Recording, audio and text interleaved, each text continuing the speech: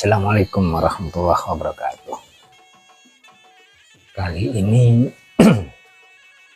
sedikit mengulas tentang Bantam Point atau titik nol Banten. Gimana titik nol Banten? Nah, atau juga titik nol Jawa. Kita sering mengenal titik nol Denles yang di Anyar Panarukan, tapi ini sedikit yang agak berbeda, itu titik nol Bantam atau Bantam Point. Di mana lokasinya? Di Bantam Point itu lokasinya di pantai, kalau sekarang ya lokasinya itu yang dulu di pantai Salira Indah di Tanjung Pujut titik lokasinya. Jadi Bantam Point itu kalau di peta Pulau Jawa, ujung Banten, di Teluk Banten, di ujungnya ini Bantam Point. Jadi Tanjung Pujut, Tanjung Piatu. Nah, Tanjung Piatu ini kalau ditarik lurus itu dengan Tanjung Pontang. Nah, Tanjung Pujut ini Bantam Point. Jadi itu bahasa Portugis, Pujut itu. Asal kata dari Puunek. Jadi Raja Nicholas pun memerintahkan Tommy Pires itu dulu ketika mengunjungi Pulau Jawa itu menghitung di situ, mengenal dengan istilah Bantam Point. Nah, makanya tidak jauh dari Bantam Point itu pulau yang nomor 1 itu dikenal dengan istilah Pulau Salira. Salira itu bahasa Karuhun, bahasa Buhun, artinya satu. Mungkin di bahasa Sunda dikenal dengan istilah Nyalira, Salira. Maka ada Pulau Salira, Pulau Kale, Pulau Telu, Pulau Papat, Pulau Lima, baru Karangantu. Nah, posisi Tanjung Pujut ini dikenal dengan sebagai pangkalan militer Angkatan Laut. Dulu dikenal dengan istilah namanya Sekar Jaladri. Sekar itu artinya kembang, Jaladri itu artinya lautan, samudra. Jadi sekar laut, Sekar Jaladri itu artinya kembang samudra yang tempat latihannya itu dulu dikenal dengan istilah Cecurah. Jadi antara perbatasan Kampung Pengoreng dengan Kampung Sumur Lubang itu ada nama tempat latihannya adalah Cecurah dan Gunung Guntur. Nah, Gunung Guntur itu suara guntur itu suara meriam, suara dentuman itu ada di situ. Nah, turun masuk ke Tanjung Piatu, nah itu pangkalan militernya, barak militernya. Maka namanya juga di situ blok tanah itu namanya Tangsi. Kemudian geser nah di situ ada pelabuhan dulu yang dikenal dengan istilah, kalau dalam dokumen Tommy Pires, dokumen Perancis, itu dikenal dengan istilah Cigidi. Jadi bukan Cigidi, itu adalah Cigeci, Ciguci, asal kata dari Ciguci. Jadi kapal-kapal dagang, kapal-kapal yang mengambil barang dari Pulau Jawa untuk dibawa ke Eropa, untuk dibawa ke belahan dunia, itu ngambil airnya di situ. Maka ada pelabuhannya Cigeci gitu. Kemudian orang Eropa menyebutnya Cigidi, bukan Cigede. Ada Cigede, ada Cigeci gitu. Nah, Cigede, karena air masuk dalam guci. Nah, tempat penyimpanan air gucinya itu itu dikenal dengan istilah sekarang yang namanya Sitong. Masuk ke desa Salira, Kampung Sitong, terus Bungur Indah. Nah itu Banten Point itu situ. Itu kota pelabuhan zaman dari masa Kesultanan sampai akhir Kesultanan. Sampai di Banten Point itulah kemudian terjadi obrolan ketika akan melakukan perlawanan di tahun 1849 di masanya Ki Wahya. Nah, dari layar masuk ke Tanjung Point itu, nah atasnya itu dikenal di peta kuno itu dikenal dengan istilah Gurung Kopi. Jadi kalau dari arah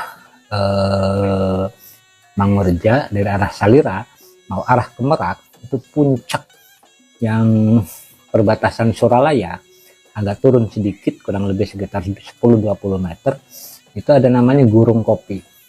Yang sekalian jalan raya itu atasnya kurang lebih sekitar 10-20 meter lah ke, yang sekarang menjadi pangkalan latihan tembak TNI AL. Itu Gurung Kopi itu dulu ada warung kopi di sana. Warung kopi itu tempat diskusi sekaligus juga tempat untuk mengatur strategi untuk melakukan perlawanan terhadap pemerintah Belanda di tahun 1848. Bahkan situ ada namanya tokoh Ki Karim. Itu ada di arsip laporan investigasi peristiwa 1848 yang terbit di tahun 1856 tentang Geger Cilegon jilid pertama. Itu di Gurung Kopi. Nah itu posisinya di titik 0 Banten itu. Maka disitulah pelabuhan pangkalan terbesarnya yang dikenal dengan istilah Sekar Jalalri. Terus, nah tidak jauh dari Banten Point ini, dari titik 0 Banten itu kurang lebih sekitar 4 kilo, ada namanya Tlaktak. Itu di perbatasan Kali Pengoreng, jembatan yang sekarang mungkin peta apa namanya PT apa kalau ada pabrik dulu PT Soa. Nah itu ada Tlaktak di situ, ada tugu. Jadi tugu Tlaktak itu tugu asal kata dari traktat, perjanjian bilateral antara kerajaan Sunda dan kerajaan Portugis. Disitulah dengan di Kalapak di Mau. Nah di sini cerita tentang Banten Point ini di masyarakat lokal nyaris tidak ketemu, tidak ada. Kenapa di masyarakat lokal tidak ketemu dan tidak ada yang seperti video sebelumnya? Itu karena banyak migrasi orang-orang itu kemudian dibuang karena terlibat peristiwa 1848, kemudian diasingkan. Nah, nama Pengoreng ini asal kata dari kampung Pangeran. Jadi Pengoreng itu kalau dalam bahasa Portugis, kalau dokumen itu artinya pangeran. Entah pangeran siapa, masih dilacak sumbernya. Jadi kalau makanya di situ desa nomor 1 dari Banten Point itu desa Salira. Jadi Salira itu desa nomor 1 sepulau Jawa mungkin. Karena itu Salira itu artinya 1. Jadi desa Salira, kemudian Mangurja. Desa Mangurja. Nah, Mangurja itu dulu 2 desa. Jadi ada desa Pengoreng dan ada desa Cibaga. Baru muncul desa Mangurja itu di tahun 1952 karena terjadi apa namanya penggabungan 2 desa. Nah, dari Banten Point ini banyak peristiwa, banyak cerita, banyak. Nah, sekarang daerah itu habis semuanya. Tidak ada bukti-bukti sejarah. Yang ada hanya tinggal nama. Karena industri dan perusahaan kimia ada di sana semuanya. Hanya ada sisa makam kuno, yaitu di Astana, itulah kemudian yang dijadikan sebagai masyarakat dari mulai Kernaden, dari mulai Solor, itu sampai ke Merak. Itu dulu setiap Idul Fitri dan Idul Adha itu ziarah di makam yang dikenal dengan istilah Astana Pengoreng. Astana Gede. Jadi ada dua astana di situ, ada Astana Gede dan ada Astana Cilik. Ada Astana Cilik itu ada namanya di kampung yang di atas itu namanya Kampung Delingseng di Piatu, di Gunung Piatu. Gunung Piatu itu ada Kampung Delingseng itu, tidak jauh dari situ ada nama makam namanya Astana Cilik. Nah, tokoh-tokohnya dulu dimakamkan di sana. Cuman sekarang udah acak-acakan, batu nisan, ciri-ciri segala macamnya udah hilang. Batu nisannya itu sama seperti batu nisan yang ada di sekitaran Banten Lama atau sekitaran Gunung Santri. Kampung ini dulu kampung tua, ya, kampung kuno yang bisa melihat situasi ini, situasi peristiwa sejarah dari mulai sebelum kesultanan sampai ke akhir kesultanan. Nah, maka ketika masuk ke Teluk Banten dari titik 0 Banten ini atau Banten Point ini, itu Tanjung Piatu dengan Tanjung Domas. Tanjung Domas ini di Pontang. Nah, di tengah-tengahnya itu Pulau Panjang sebagai transit. Jadi lalu lalang kapal patroli dari Domas sampai ke Tanjung Piatu. Nah, pangkalan kapal militernya, karena pelabuhan dagangnya ada di Cikeci, pangkalan kapal militernya itu adanya di Teluk Pandan.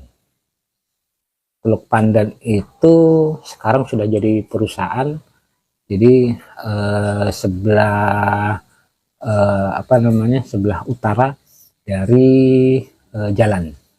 Jadi itu dulu Teluk Pandan itu pangkalan militernya, kapal-kapal perang.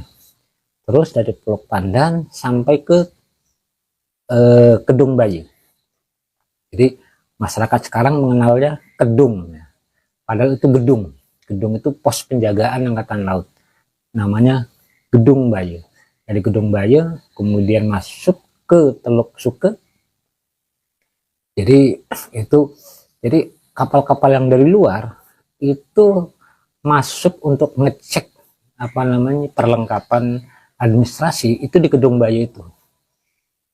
Kemudian kalau memang itu betul ini segala macam, dia akan diamankan. Kalau sampai proses itu dia diamankan di situ, di Teluk Suke itu. Agak sedikit ke arah timurnya itu ada namanya Keteb, tempat juru tulis. Nah, dari Kedung Bayi ini, Traktak dan Kedung Bayi ini jarak kurang lebih sekitar 500 meter. Namanya Traktak. Jadi asal kata dari traktat. Traktat itu adalah traktat itu perjanjian bilateral antara kerajaan Sunda dengan Portugis.